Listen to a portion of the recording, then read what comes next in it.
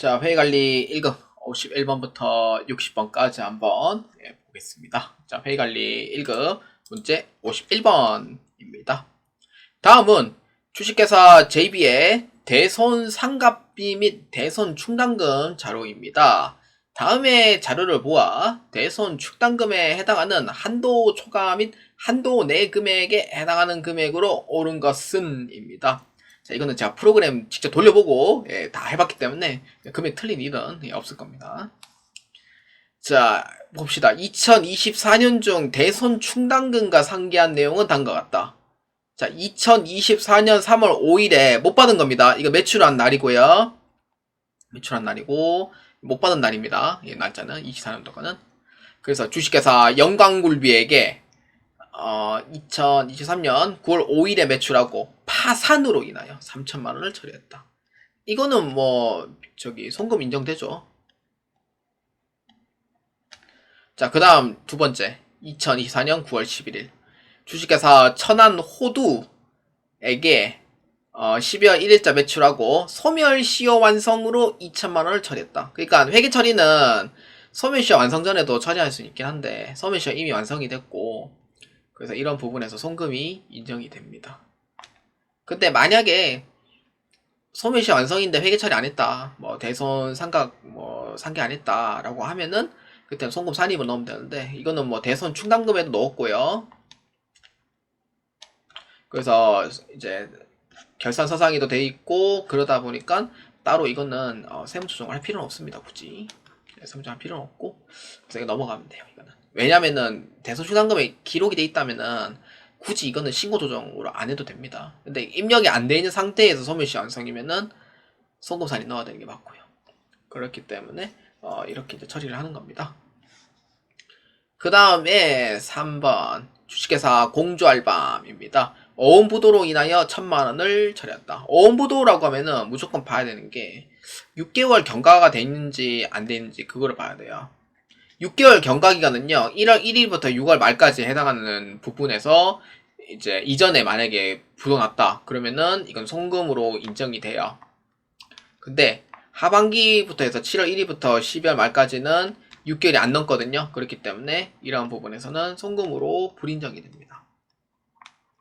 그래서 어음부도로 인한 부분의 1천만 원은 송금으로 불인정이 돼요. 그래서 이런 부분에서는 세무조정할 때 송금 불산입하고 유보로 처리하시면 됩니다. 그래서 이렇게 돼요. 그래서 이 부분에 대해서는 비용으로 인정 못 받죠. 그래서 이건 빼야 됩니다. 다시 할게요. 이런 부분에서는 나중에 계산할 때 이제 더해주는 부분이 있어요.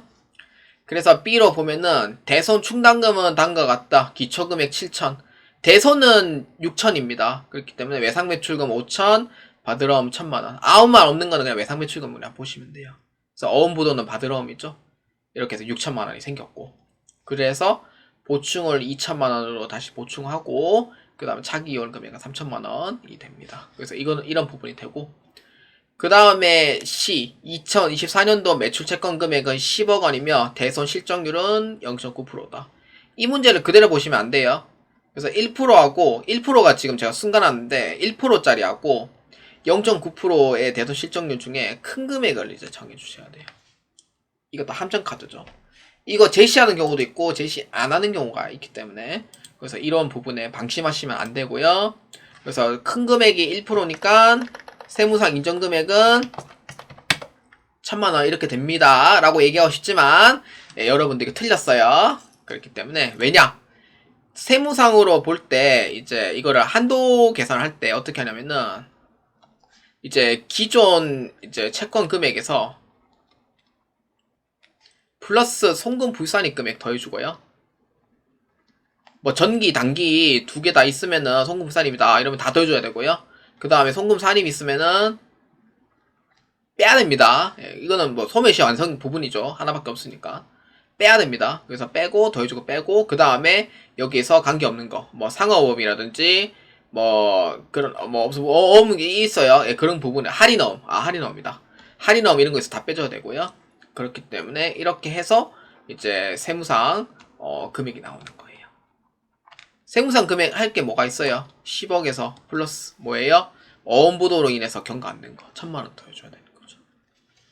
그래서 이렇게 되는 거죠. 10억에서 1000만원 더 해줘야 돼요. 송금불산이니까. 여기에서 곱하기 0.01 이렇게 해줘야 돼요. 그러면 한도 금액 얼마예요? 1010만원 이렇게. 이게 한도 금액이죠. 자, 이렇게 됩니다. 이렇게 되고, 그러면은 세무상 한도 금액은 1010만원이 돼요. 세무에서는. 세무에서 이렇게 되고, 그럼 회계에서는 계산 금액이 얼마예요? 뭘 봐야 돼요? 보충금액 봐야 돼요? 차기월 금액 봐야 돼요? 그렇죠. 내가 설정하는 금액 이걸로 봐야 돼요. 3천만원 이걸로 봐야 됩니다. 보충금액을 보면 안 돼요. 3천만원 이렇게 돼요. 그럼 얼마예요? 얼마 한도가 초과가 돼요? 3천만원에서 1010만원 빼면 얼마예요? 그렇죠. 1990만원 만큼 송금불산이 되는 거. 그래서 한도 초과 금액은 얼마? 1990만원이더라 이렇게 하면 돼요. 송금불산이 유보 금액입니다. 그렇기 때문에 해당 금액 옳은 거 몇 번? 51번의 답은 3번으로 체크해 주시면 되겠습니다.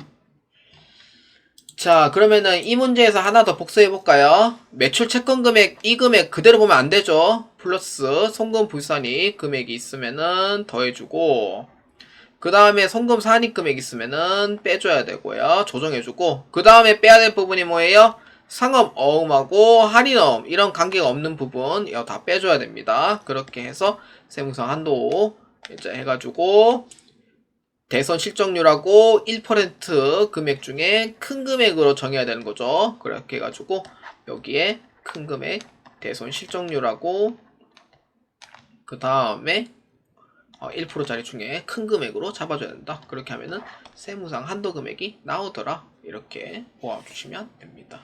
특히 이제 C 부분 꼭 잘 기억해 주시기 바랍니다. 자, 회계관리 1급 문제 52번입니다. 다음 문제에서 세무 조정에 관련된 내용으로 올바르지 않은 것은 입니다. 자, 1번입니다. 상여금은 종업원인 경우 전액 송금 인정하며 임원의 상여금은 정관에 정해진 한도 내에서 송금 인정한다. 자, 상여금은 종업원인 경우에는 일하는 사람이잖아요. 그렇기 때문에 혜택이 뭐 그렇게 많지는 않아요. 사실 회사 내에서는. 종업원에게 들어가는 인건비도 아까워하는 사장들도 있습니다. 뭐 그런 회사는 가면 안 돼요. 그렇기 때문에 송금 인정을 하죠. 당연히 송금 인정합니다.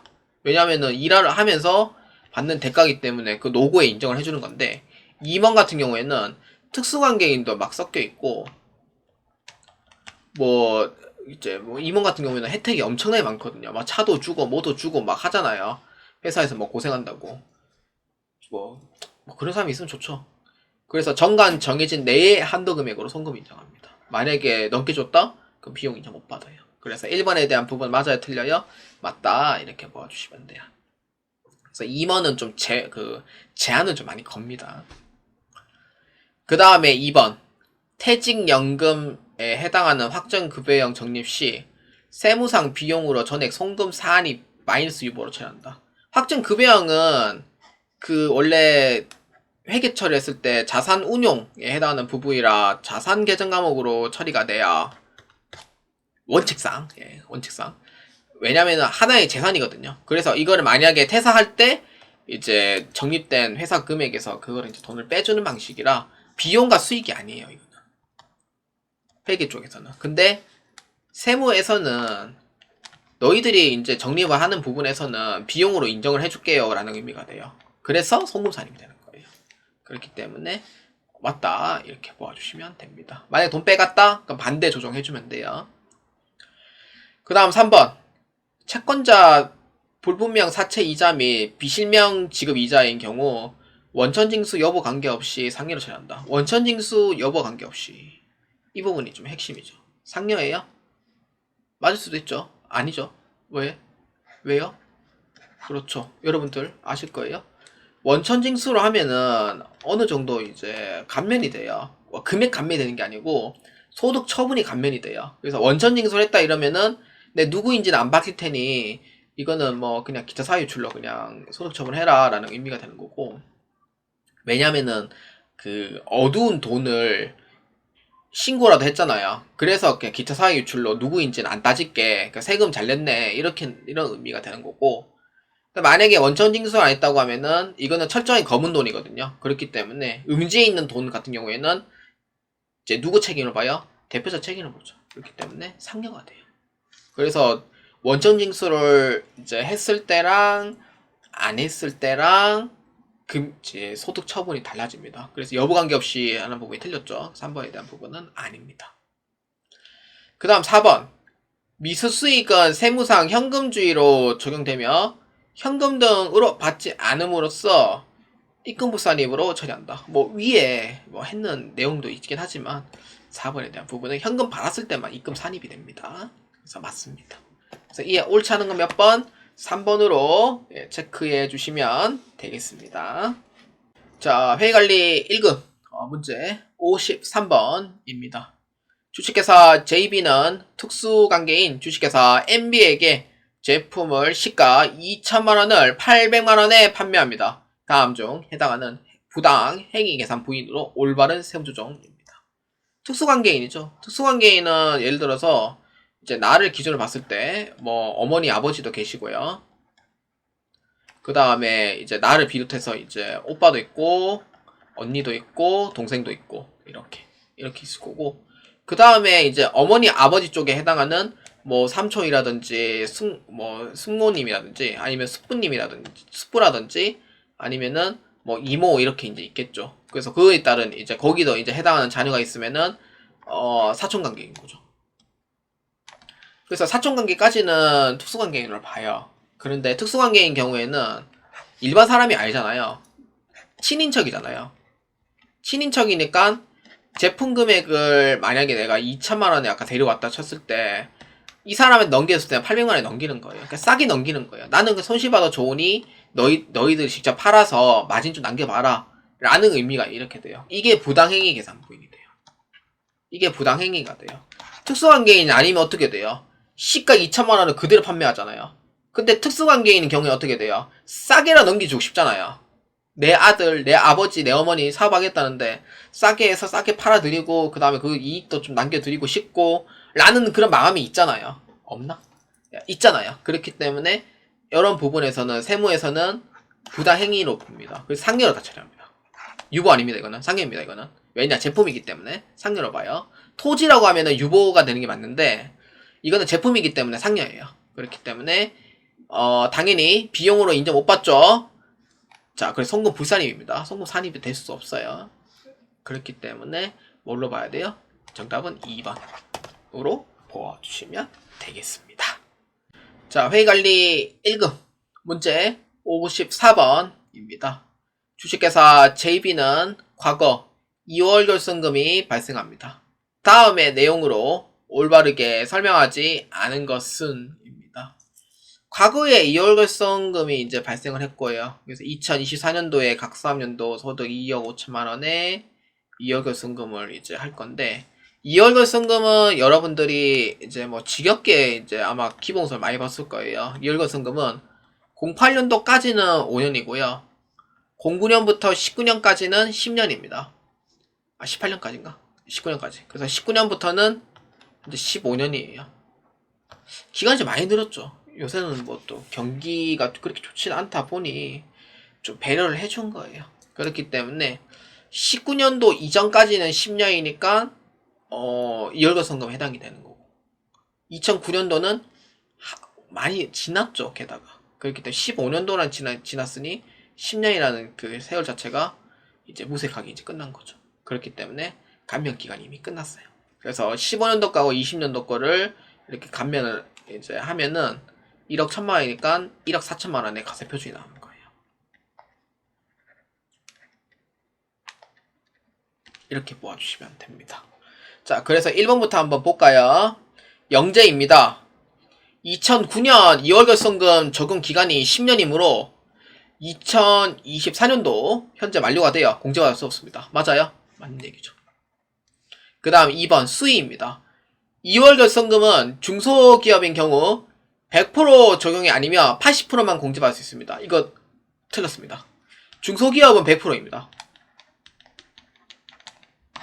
이게 옛날에 제한을 걸었어요. 이월결손금 너무 많이 받지 말라고 제한 걸었어요. 그래서 제가 알기로는 60%가 최소로 알고 있었거든요. 근데 금액이 올랐어요. 80%까지 올랐고 중소기업이 아닌 부분에서는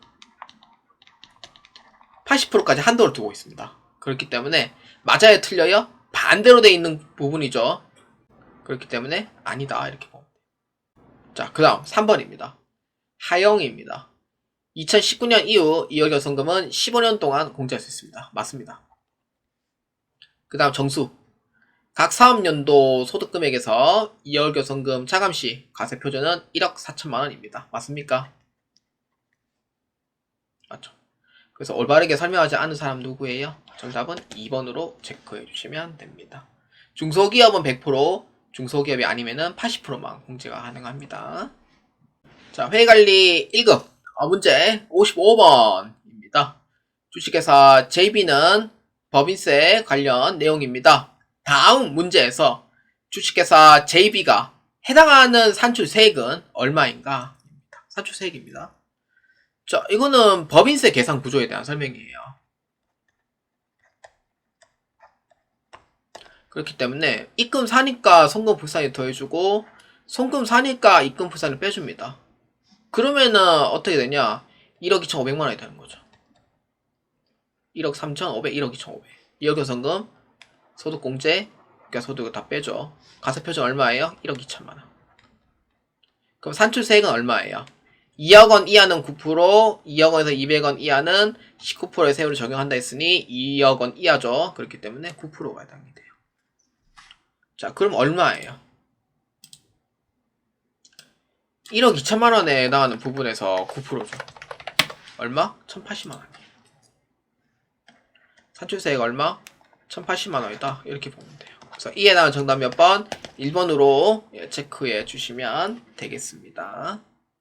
자, 회의관리 1급 문제 56번입니다. 다음 내용을 보고 올바르게 설명하는 것은 입니다. 자, 봅시다. 조세 특례 제한법에 관련되어 있다. 조특례.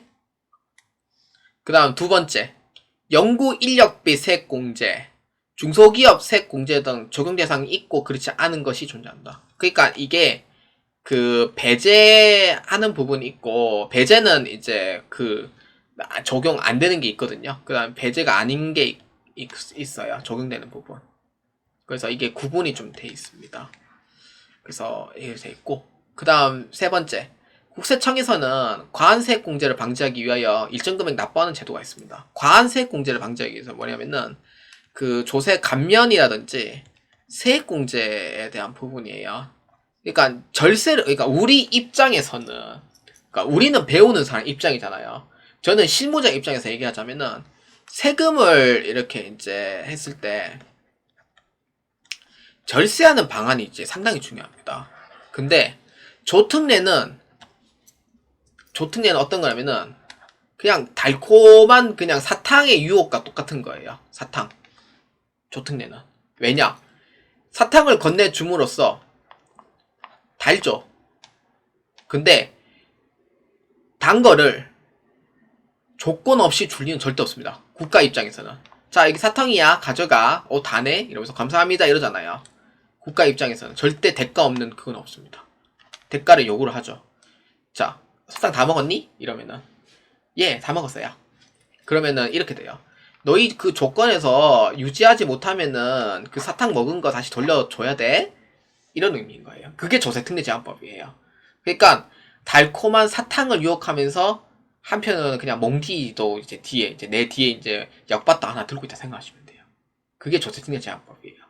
그러니까 어느 정도 일정 유지하면은 없던 걸로 해줄게. 근데 대신 조건 못 채우면은 그 세금 다시 돌려줘야 되겠다. 라는 의미인 거예요. 줬다 뺐다는 의미도 있지만 그 잘 지키면 사실 최고의 절세 중 하나가 세액 감면 및 세액 공제입니다. 그래서 뭐 연구 인력 개발비도 하고 그 다음에 또 저기 중소 벤처 기업 해가지고 연구소 하나 만들어 놓고 그 연구원 설립해가 이제 세액 공제 다 받고 이러면 어떻게 돼요? 국가 입장에서는 어떻게 돼요? 아씨, 확보했으면 세금이 모자란데요. 이렇게 돼요. 모자란데요. 이렇게 얘기해요. 모자란데요. 진짜로. 그렇기 때문에 국가에서 이렇게 얘기한 거죠. 야야, 감면 받는 거 좋은데 감면 받는 거 좋아. 야, 좋은데. 야, 그래서 최소한 세금을 좀 내라. 야, 세금 납부를 좀 할 수 있도록 좀 해주세요. 라는 의미인 거예요.